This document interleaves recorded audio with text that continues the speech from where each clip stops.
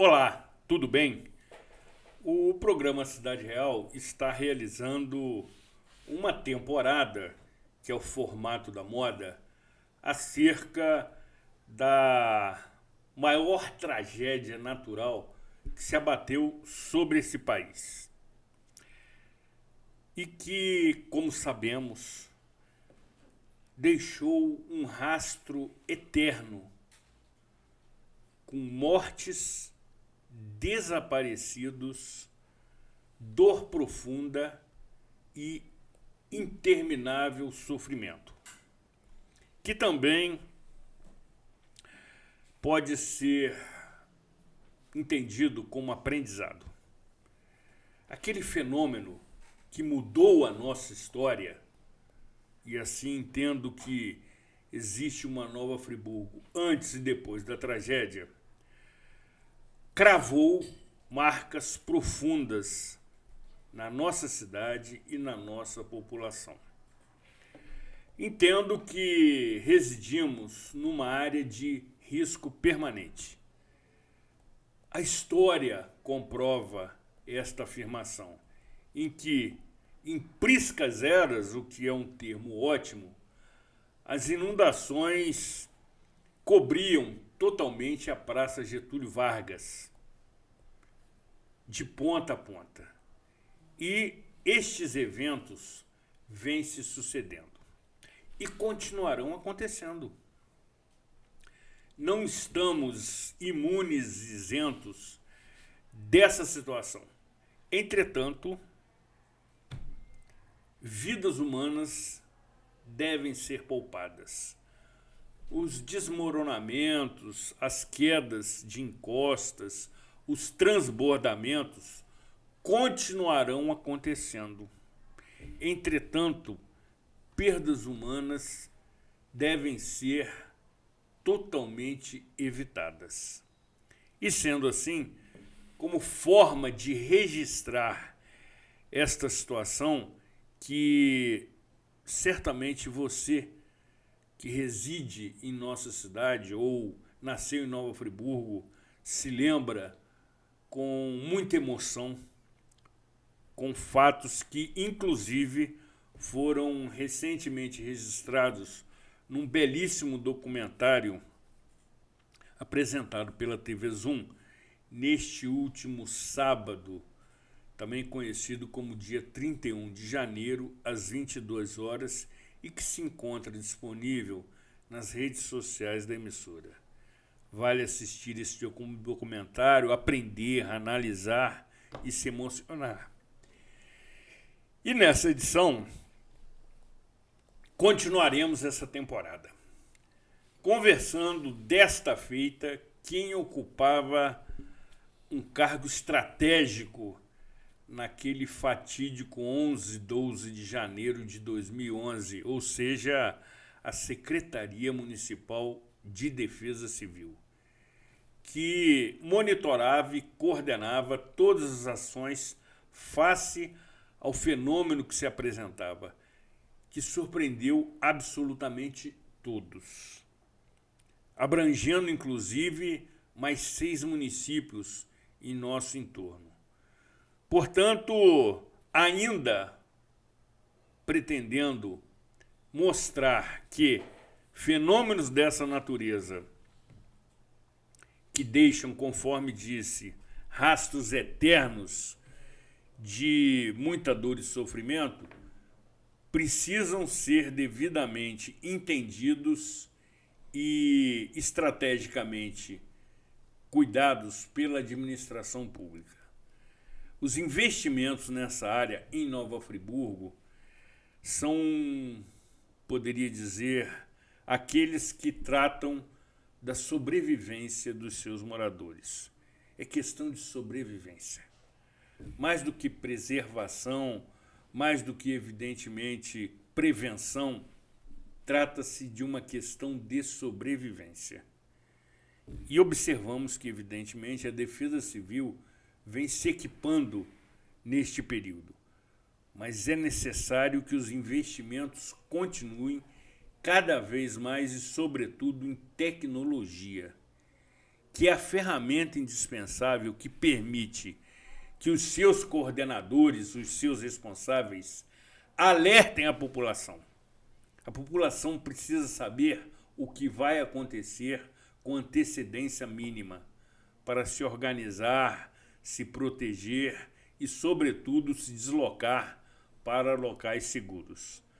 Desta forma, conforme anunciei, trataremos nessa edição daquela época, conversando com um ilustríssimo coronel bombeiro militar, figura das mais respeitáveis e conhecidas no estado do Rio, que aqui comparece atendendo de forma muito cordial e gentil o nosso convite para tratarmos dessa situação. Faremos o que se conhece, para aqueles mais antigos, uma sessão túnel do tempo. Uma vez que, conforme também os antigos dizem com sabedoria, recordar é viver. E nesse aspecto, recordar é questão de sobrevivência. Aqui, Zuri Maurer, na edição de número 932 do programa Cidade Real, que tem a operação técnica sempre eficiente e sem dor da nossa querida Luana Nogueira, neste dia 2 de fevereiro de 2026.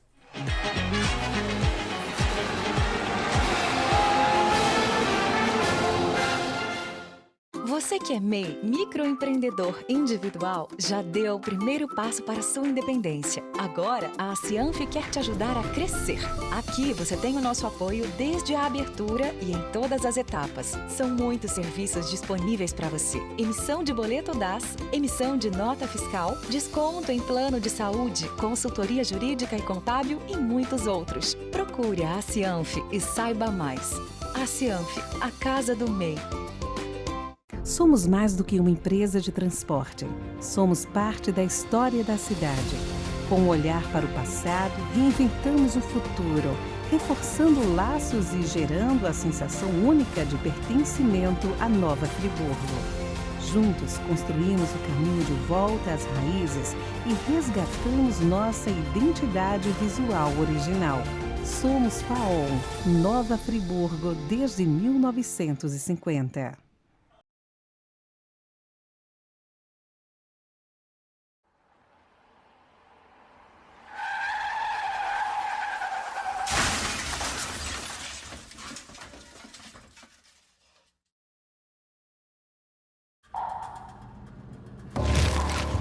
Nossa, que pesadelo. Dormindo no volante? Não é pesadelo, não. Você morreu, mano. Pera aí, eu tenho frete pra entregar, meus filhos pra criar. Fala isso pra elas. Você pegou no acostamento. Mãe? Respeite os limites de velocidade. Viva o trânsito com educação e respeito.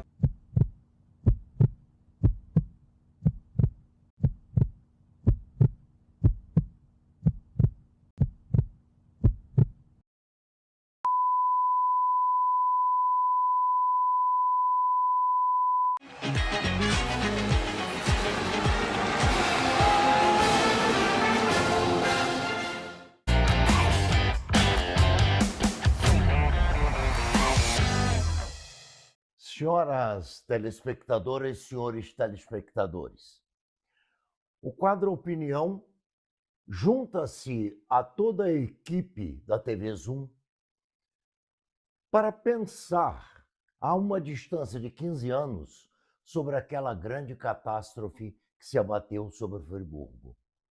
E eu vou pontuar um aspecto, começando com uma pequena história que elucida tudo o que pretendo passar para vocês. Eu estava na portaria do Colégio Anchieta, lá pela década de 80, e parou um carro do Corpo de Bombeiros. Desceram 2 oficiais e me perguntaram quando que nós poderíamos apresentar a nossa profissão para os alunos do 3º ano do ensino médio? Eu respondi imediatamente: agora, vamos subir, vamos conversar com 164 alunos.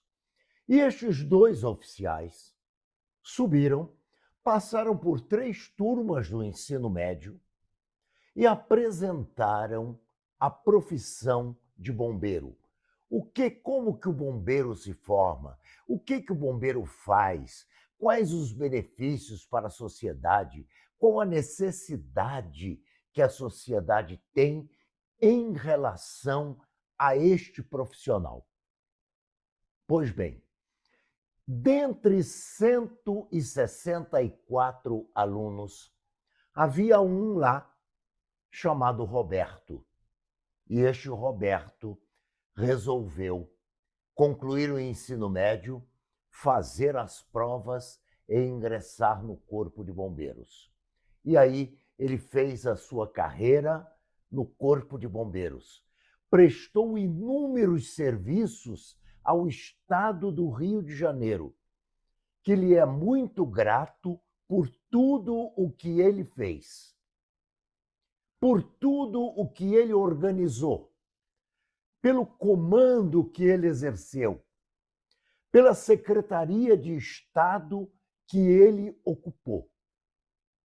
Trata-se de Roberto Robadey, Coronel Roberto Robadey, que todos nós conhecemos, todos nós aplaudimos, e é uma figura que eu homenageio neste momento, apesar de já estar na reserva remunerada do Corpo de Bombeiros, pelo que ele fez pelo Estado do Rio.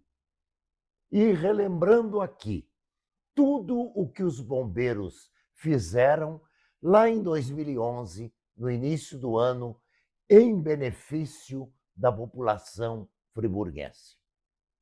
Não importa a quantidade, importa a qualidade. 2 oficiais conversaram com 164 alunos.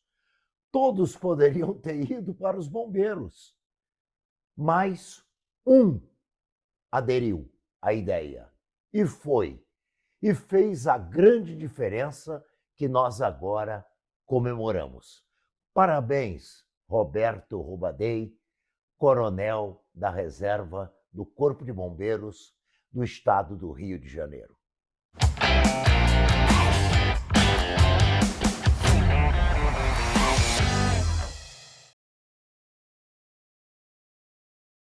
O quadro Opinião, conforme é do seu conhecimento, tem a autoria intelectual do professor, escritor, conferencista e doutor em educação Hamilton Werneck, que aqui semanalmente desfila o seu talento, relembrando, evidentemente, momentos inesquecíveis da história municipal, se privilegiando, inclusive, da sua exuberante memória e também, especificamente nesta edição, prestando uma justa e merecida homenagem ao convidado. Gratidão, meu eterno mestre. Para introduzirmos esta entrevista, vamos assistir o seguinte trecho desta entrevista. Choveu muito nas últimas horas, principalmente aqui no bairro de Olaria. Com certeza esse desabamento tem uma relação com essas chuvas e a gente mantém esse alerta, o município está em alerta. É preciso que as pessoas que estão em área de risco, que tenham muita atenção a qualquer sinal. Um pai salvou toda a sua família aqui porque ouviu o barulho, viu a casa rachando e conseguiu sair a tempo. E aquele entrevistado, à época, secretário municipal de Defesa Civil, é o nosso ilustre convidado, Coronel Roberto Robadey. Agradecemos, sensibilizados, a sua presença, o seu comparecimento, a direção da emissora e a produção do nosso programa sentem-se honradas com a sua presença, figura ilustre e que tem prestado, inclusive, relevantes serviços à população fluminense. Seja muito bem-vindo, é um prazer tê-lo conosco. Zuri, muito obrigado pelo convite, agradeço aí a TV Zoom por mais essa oportunidade. Eu não posso dizer que tenho prazer em falar sobre esse tema, né? É um tema doloroso para todos nós, mas eu sempre digo que nós não podemos esquecer. Podem procurar aí na internet, façam uma pesquisa Pedras de Tsunami e vai aparecer, existem marcos no Japão, alguns com centenas de anos, marcando onde chegou um tsunami há 300 anos atrás, por exemplo, e dizendo não construam abaixo desse marco.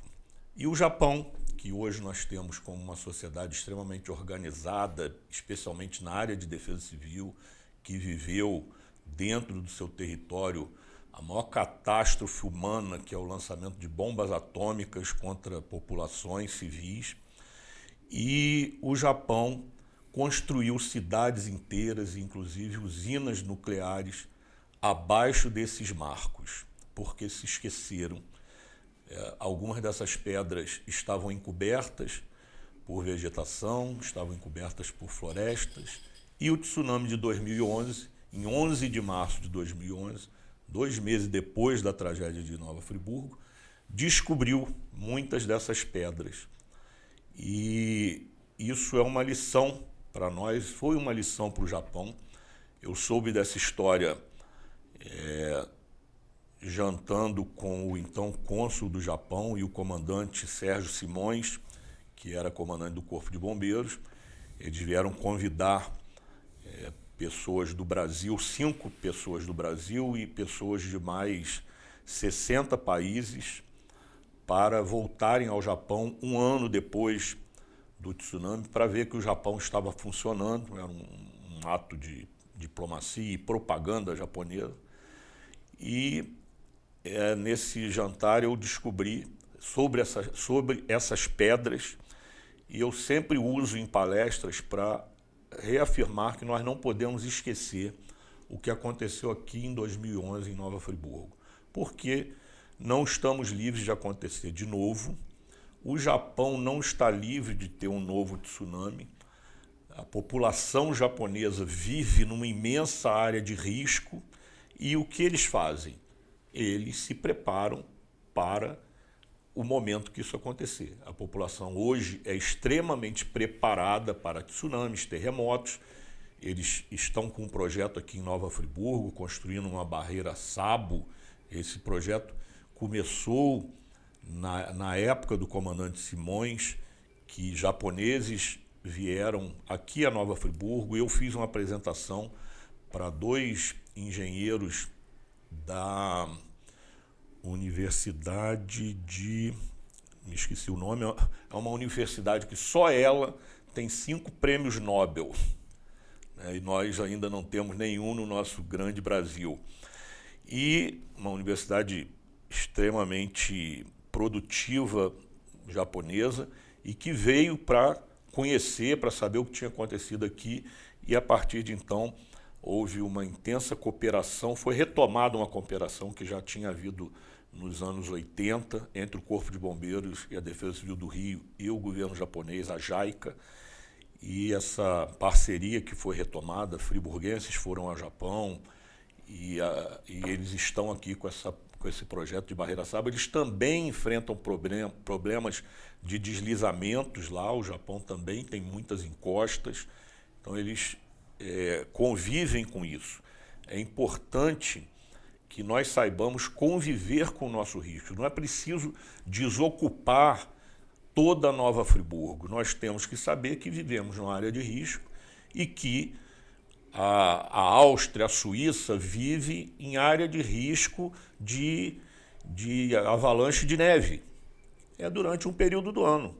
Então eles têm centros comunitários, muitas vezes a comunidade toda vai para um centro comunitário num local seguro, passa a noite lá quando há uma previsão, uma possibilidade de avalanche de neve, e eles voltam para suas vidas normais quando o risco passa. Nós precisamos nos acostumar com essa possibilidade de termos que ter um plano B. Qual é o plano A? É eu ir pegar meu filho na escola no final do dia e levar para casa e passarmos a noite juntos. Mas e se a Defesa Civil emitir um alerta? Nós precisamos nos preparar para talvez as nossas crianças passarem a noite nas escolas e nós no trabalho. Se não houver tempo suficiente para fazer um deslocamento, que muitas vezes vai fazer as ruas ficarem congestionadas, uma dificuldade do fluxo. Então é preciso se pensar, estou dando aqui um exemplo, mas tem várias coisas que nós precisamos planejar, estudar, cada um ter o seu plano B. O que eu faço? É melhor ficar no trabalho? É melhor que a criança fique na escola? Ou eu vou me arriscar a pegá-la e a sofrer alguma coisa no trajeto? Então tudo isso tem que ser pensado. A Defesa Civil hoje tem capacidade de dar alertas, como nós demos em 2011, às 10 horas da manhã, e às 16 horas foi reafirmado esse alerta, quando caiu o primeiro prédio. Já tinha um alerta às 10 horas da manhã para cerca de 40 áreas de risco de Nova Friburgo. A rádio e a imprensa, eu tenho outros vídeos anteriores a esse, que eu dei entrevista por volta de 10 horas da manhã, alertando que estávamos em alerta, que havia possibilidade de termos algo mais grave. E com 6 horas de antecedência, a gente consegue avisar, dá para as pessoas se organizarem e estarem em local seguro quando houver um evento mais grave. De toda forma, coronel, à época, então, se não me falha a memória, exercia a patente de tenente-coronel. Isso. Do Corpo de Bombeiros. O fenômeno, pela sua envergadura, surpreendeu também a Defesa Civil? Sim, eu assumi o Corpo de Bombeiros de Nova Friburgo em 12 de janeiro de 2007, onde fiquei comandando por 23 meses. Eu passei o comando para o subcomandante que respondeu interinamente para o então Major Glaucio no dia 12 de dezembro de 2008. Eu faria no dia 12 de dezembro de 2009, quando já estava como coordenador da Defesa Civil do então saudoso prefeito Heródoto Bento de Mello, com quem também aprendi muito e tenho muita gratidão. Nós estávamos ali preparados para o que tinha acontecido em 2007.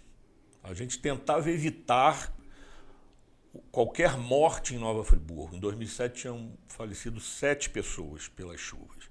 E a gente trabalhava com essa possibilidade, a pior possibilidade seria termos novamente 7, 10 óbitos em 2011. Se tanto. Estávamos trabalhando muito, fizemos mais de 2.000 vistorias em imóveis de Nova Friburgo.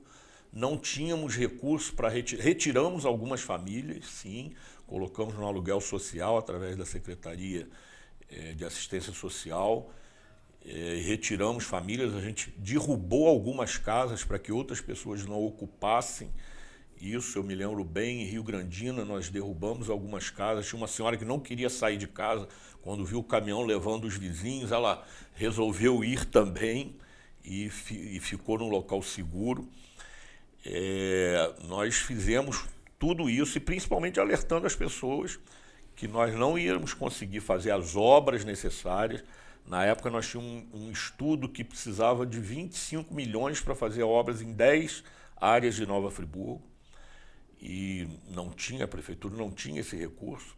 O orçamento da Defesa Civil que eu recebi era de menos de R$40 mil para o ano todo.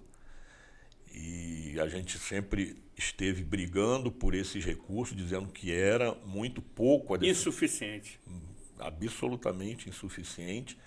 Eu ainda, como comandante do Corpo de Bombeiros, eu cito aqui no meu livro, e mostro a data e e que pode ser facilmente constatado, eu fui à Câmara de Vereadores no dia que estava sendo votado o orçamento da Defesa Civil de Friburgo, ainda pelo governo anterior, e eu dizia que era um absurdo a Defesa Civil de Nova Friburgo, na época, ter um orçamento de R$120 mil, enquanto a Defesa Civil de Cantagalo, para 20 mil habitantes, tinha um orçamento de R$250 mil.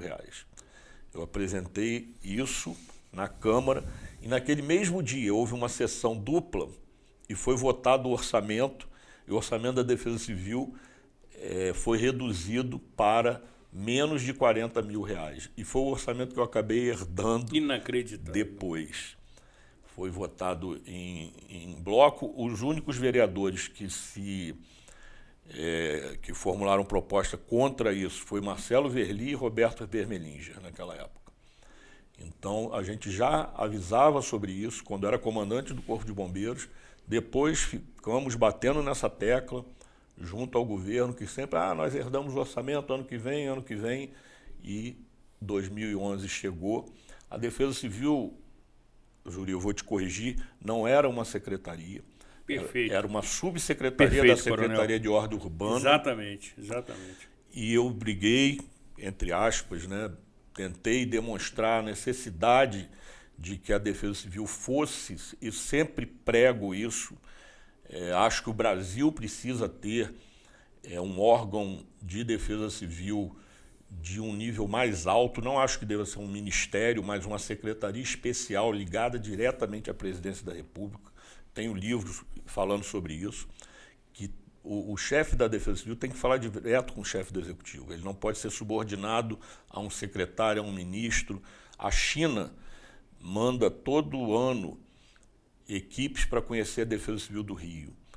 E eles têm lá um ministério, que o nome não é de gerenciamento de desastre. A China também é um país continental e tem um ministério que cuida da área de defesa civil, e nós precisamos ter a nível... E com a minha saída eu deixei uma carta para o governo, que a Voz da Serra publicou, e aí o Mori conseguiu implantar uma Secretaria de Defesa Civil em Friburgo, que já foi um grande avanço, que eu espero que seja mantida e que seja cada vez mais fortalecida. Hoje, com o meu amigo Evi, que é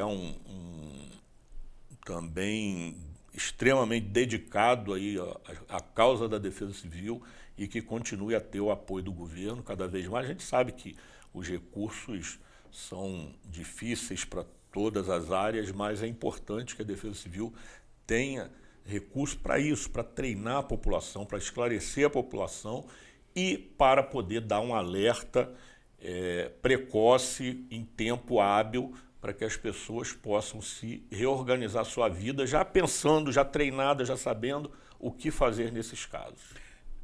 Ainda sobre esse episódio, Coronel, que realmente deixou marcas profundas na história municipal, qual foi a sua estratégia diante do ineditismo do fato? Porque, conforme eu disse na abertura, nós vivemos em uma área de risco permanente, com episódios de menor potencial, digamos assim, fatídico. Mas aquele de 2011 foi absolutamente surpreendente.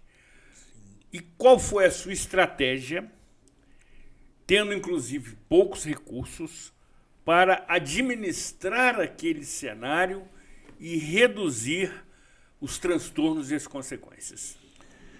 Então, Zuri, felizmente, Friburgo teve um apoio muito grande. O então vice-governador Pezão se mudou para Friburgo, ficou vivendo aqui 40 dias pelo menos. Eu me lembro que a esposa dele esteve aqui uma vez para jantar, conosco inclusive. Ele sempre levava alguns de nós para jantar com ele em algum lugar, e a esposa veio jantar com a gente. O coronel Pedro Marco Cruz Machado, a quem eu rendo aqui minha homenagem, saudoso coronel Pedro Marco, comandante-geral do Corpo de Bombeiros, e então subsecretário de Defesa Civil. Nessa época, a Defesa Civil do Estado era subordinada à Secretaria de Saúde. num arranjo que eu também criticava muito. Sem dúvida. E o Coronel Pedro, mas o Coronel Pedro tinha uma liberdade muito grande do então secretário de Saúde, que deu muitos recursos. Foi um arranjo que eu não gosto, mas que, como eles eram amigos, o então secretário de Saúde, Sérgio Cortes, tinha sido oficial do Corpo de Bombeiros, oficial médico do Corpo de Bombeiros, e conhecia o comandante Pedro Marco. E então havia um entrosamento pessoal entre eles que acabou funcionando. Mas as instituições não podem depender de arranjos pessoais, elas precisam ter um funcionamento Certamente. independente de quem sejam as pessoas que estão nos cargos. Então eu sou crítico disso, embora naquele momento tenha que admitir que funcionava.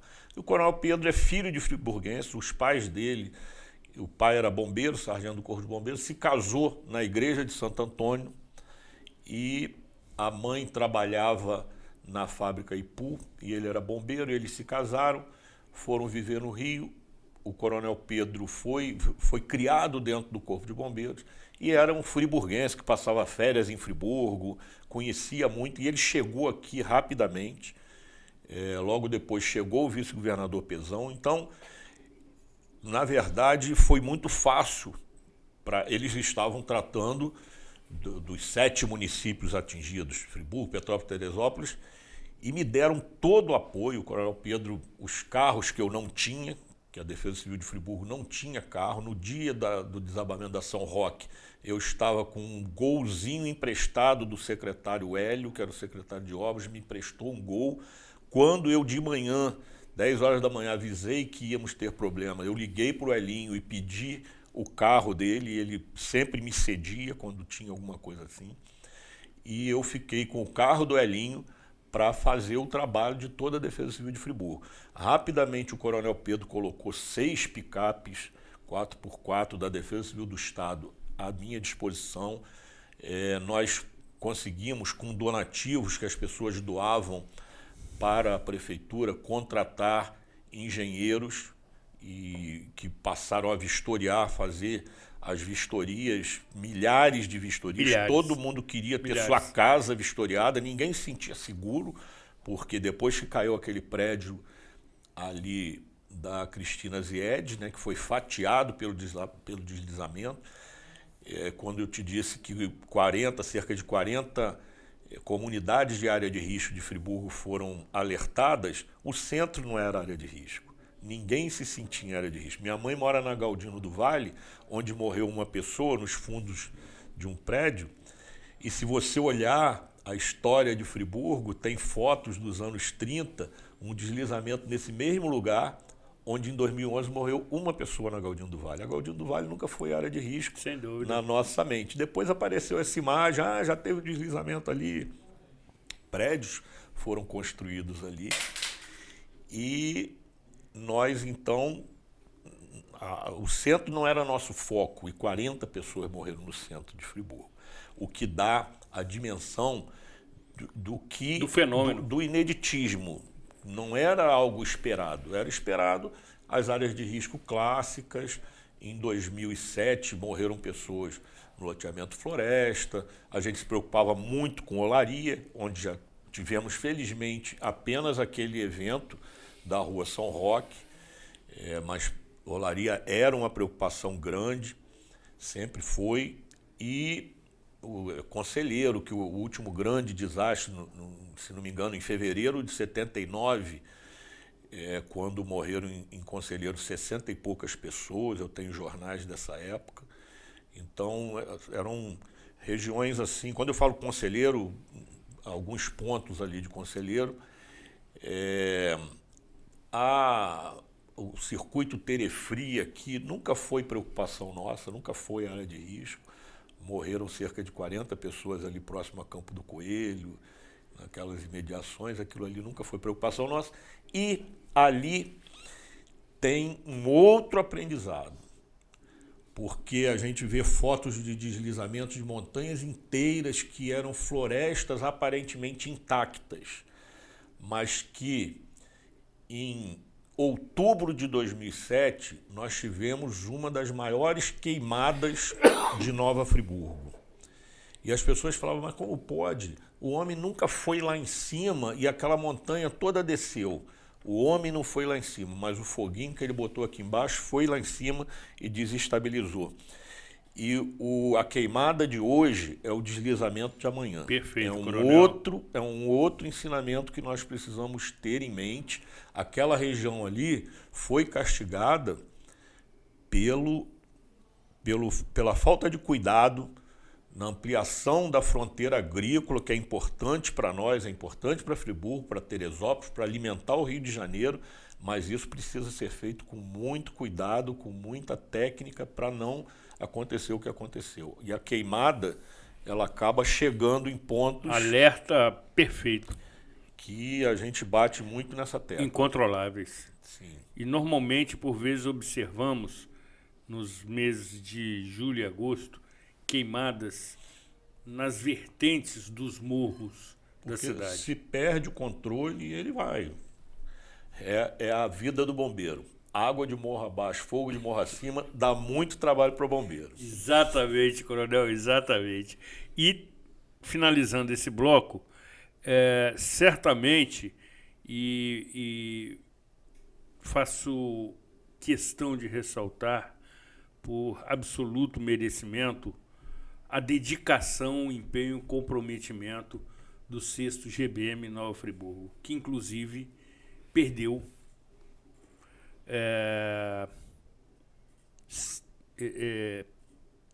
membros militares. Sim, 3 colegas que naquela época se dedicaram, sobretudo, ao resgate de vítimas na rua Cristina Ziede com suas vidas. Então, é fundamental também ressaltar e destacar essa participação, essa dedicação e esse comprometimento da guarnição aqui no Nova Friburgo. O Corpo de Bombeiros de Friburgo, eu tive a honra de servir aqui como aspirante, chegar aqui recém-formado, saindo da Academia de Oficiais, em 88, em abril de 88 eu vim para cá.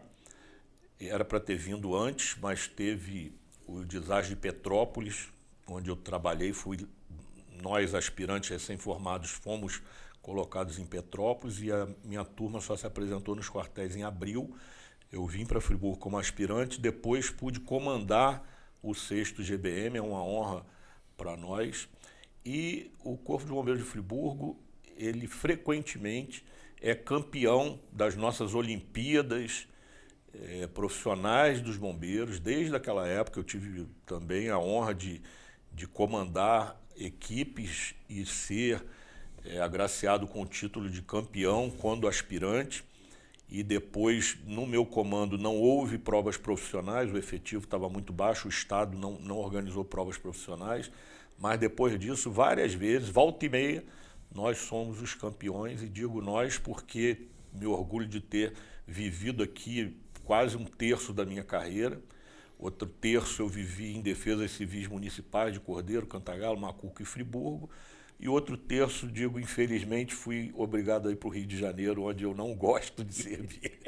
Mas a vida e a carreira me levou. Onde ocupou a Secretaria Estadual de Defesa Civil. E o Comando Geral do Corpo de Bombeiros. E o Comando Geral do Corpo de Bombeiros. Muito me honra. Por 3 anos, convivendo com 4 governadores diferentes. 4 governadores.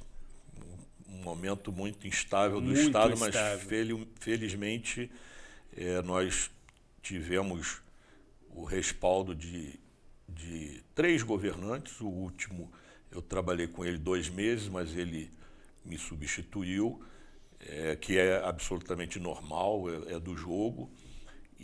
Mas tive a honra de trabalhar com Pezão, de quem eu só tenho palavras para elogiar. Estive com ele recentemente na Prefeitura de Piraí, com o General Braga Neto, que fez o prefácio do meu livro, que eu também tive a honra de trabalhar com ele por 10 meses, e depois com Wilson Witzel, que eu fui o único secretário mantido no governo, e fiquei até a saída dele. Ou seja, experiência acumulada. Um pouquinho. Sem dúvida.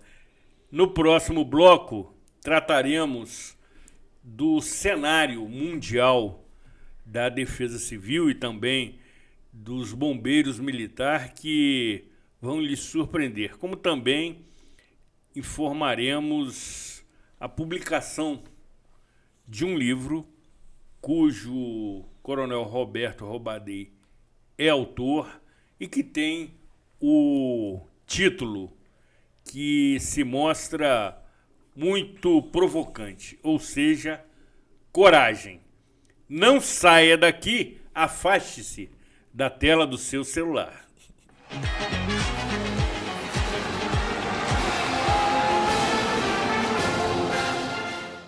Você que é MEI, microempreendedor individual, já deu o primeiro passo para a sua independência. Agora, a Cianf quer te ajudar a crescer. Aqui você tem o nosso apoio desde a abertura e em todas as etapas. São muitos serviços disponíveis para você. Emissão de boleto DAS, emissão de nota fiscal, desconto em plano de saúde, consultoria jurídica e contábil e muitos outros. Procure a Cianf e saiba mais. A Cianf, a casa do MEI. Somos mais do que uma empresa de transporte. Somos parte da história da cidade.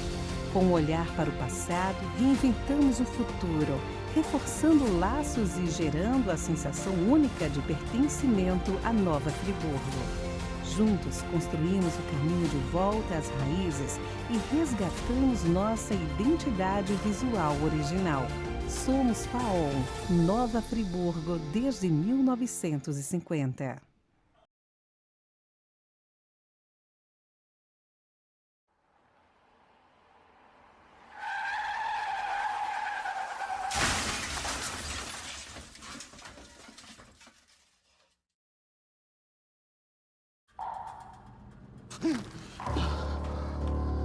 O que é isso?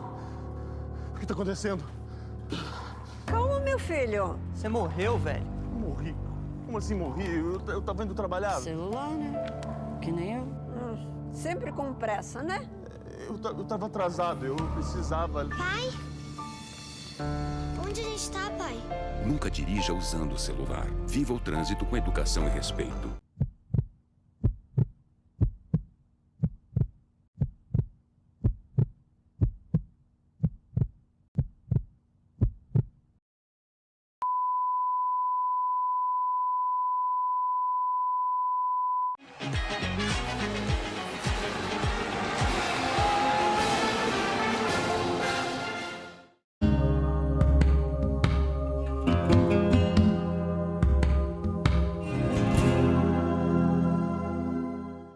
Quando uma catástrofe natural acontece, não são apenas casas, ruas que se perdem. Algo menos visível também é abalado: o laço social. Em situações extremas, o outro pode se tornar apoio, mas também pode se tornar ameaça. Geralmente, nos primeiros momentos após a tragédia, a gente costuma ver cenas de solidariedade. Pessoas ajudando desconhecidos, gestos de cuidado, uma sensação de que nós estamos juntos nisso tudo. Isso acontece porque o sentimento de sofrimento aproxima. O sujeito se reconhece no outro e, por um instante, as diferenças elas se apagam. Mas esse laço inicial costuma ser muito frágil. Com o passar do tempo, surge a escassez, o cansaço, a espera por respostas que não chegam. E o outro, que antes era parceiro, pode passar agora a ser visto como um rival. Alguém que pode tirar o pouco que resta.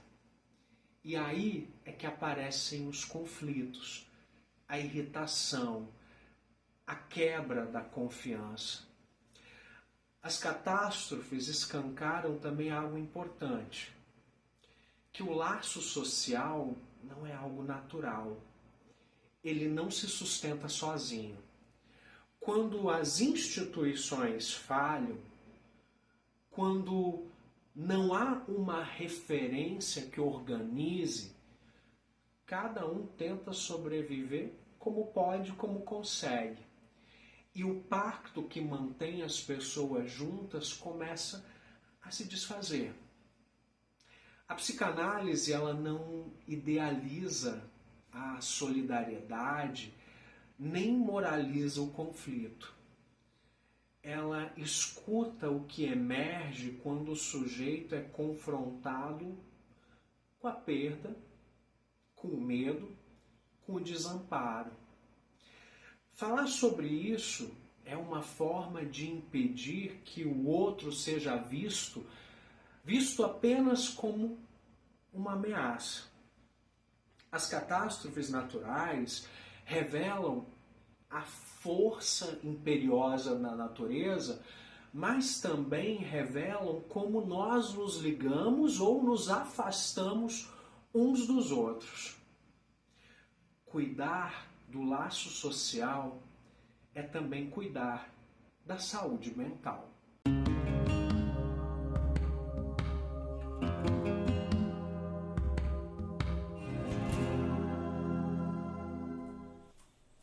O quadro Saúde Mental, conforme também é do seu conhecimento, tem a autoria do balsâmico psicanalista Gerson Schwartz, que semanalmente também lhe oferece as suas orientações para uma melhor saúde mental. Até porque você também sabe, conforme eu insisto em repetir, que aquilo que a mente não trata, o corpo transforma em doença. Gratidão, grande amigo, fraterno companheiro, que continua mantendo o seu comprometimento com o programa Cidade Real, gravando esses episódios diretamente da capital cearense, onde reside e trabalha, sendo motivo, pessoalmente para mim, de bastante prestígio. Se cuide, amigo.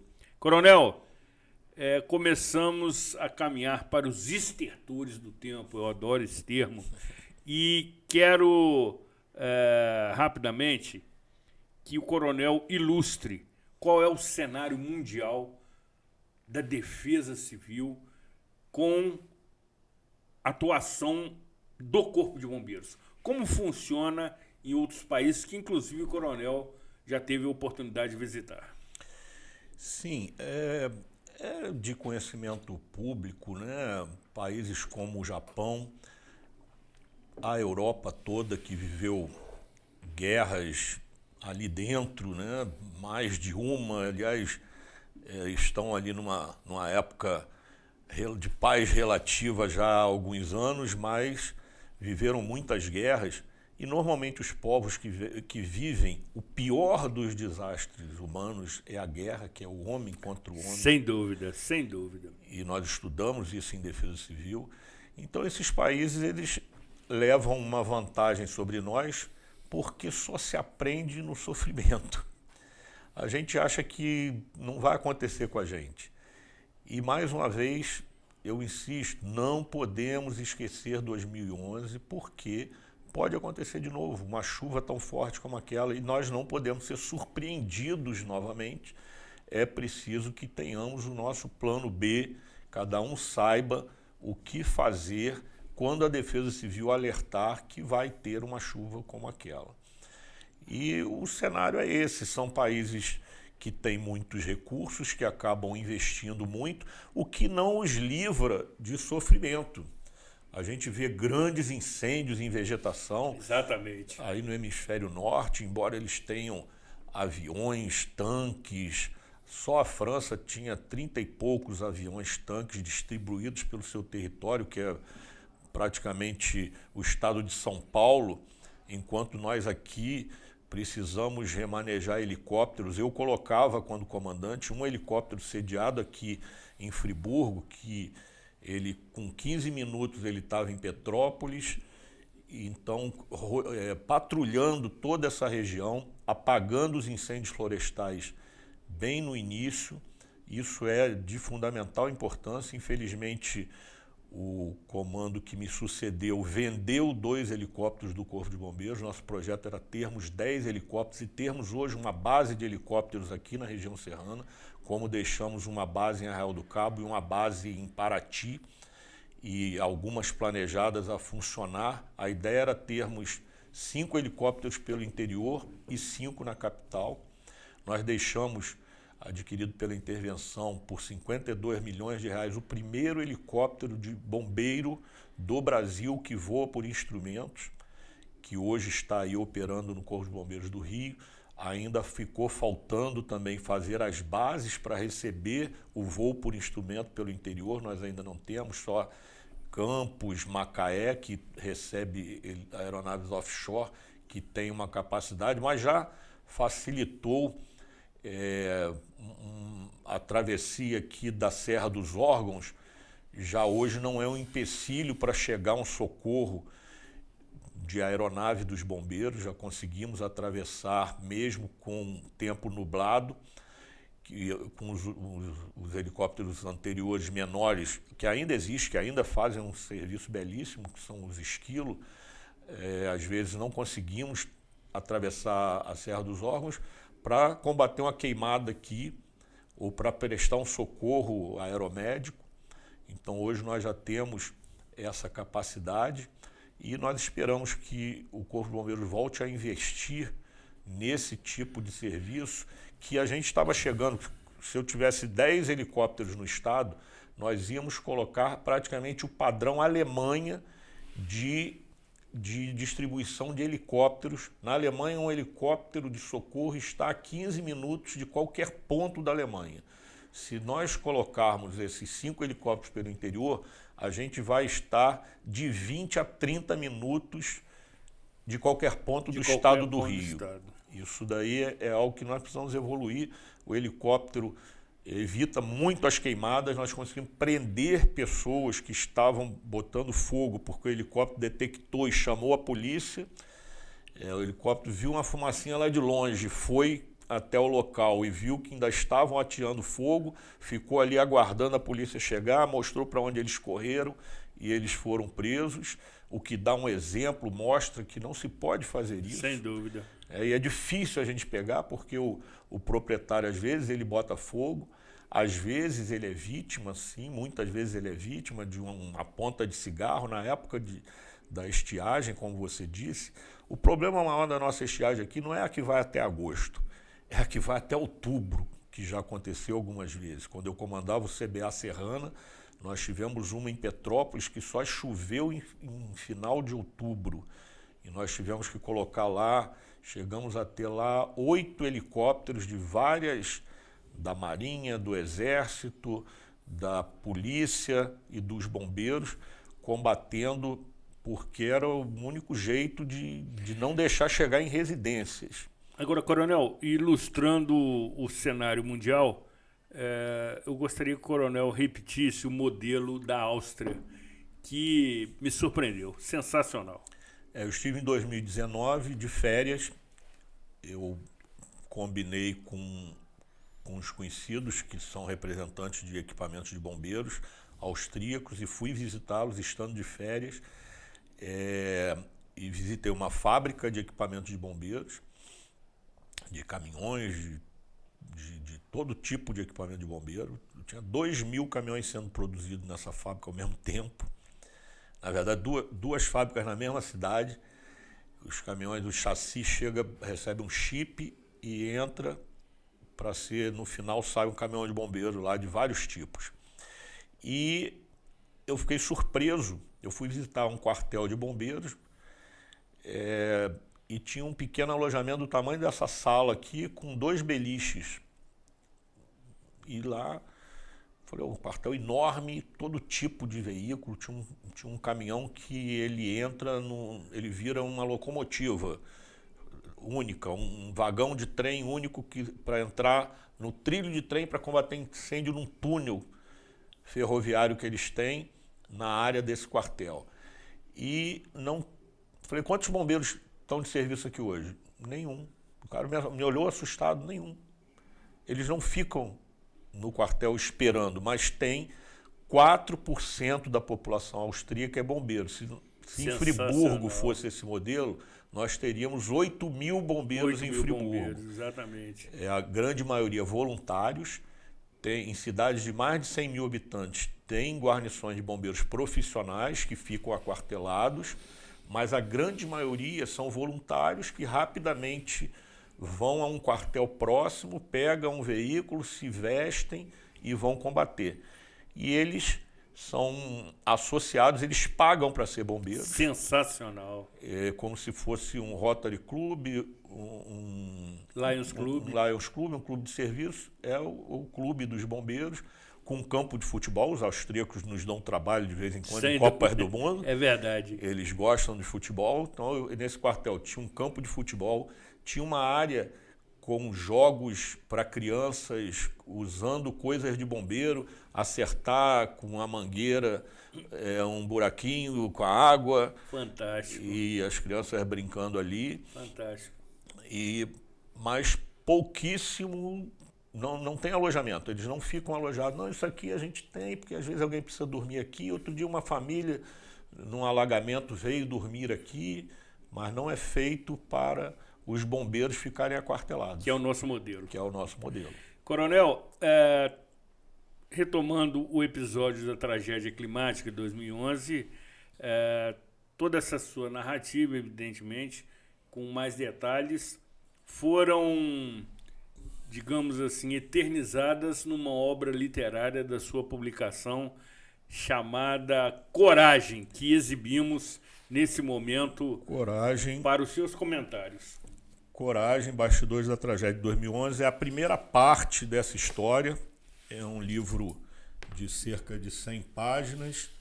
Eu estou trabalhando na continuação dele, que eu pretendia lançar agora nos 15 anos da tragédia, mas o nascimento do meu neto Heitor me tomou um pouco de tempo e outras coisas me tomou um pouco de tempo, mas está no forno para sair a qualquer momento, Coragem 2, e eu pretendo que tenha o 3 e o 4, que será a continuação não só da tragédia, o 2 ainda fala da tragédia, o 3 e o 4 falarão do meu trabalho na secretaria, no comando dos bombeiros.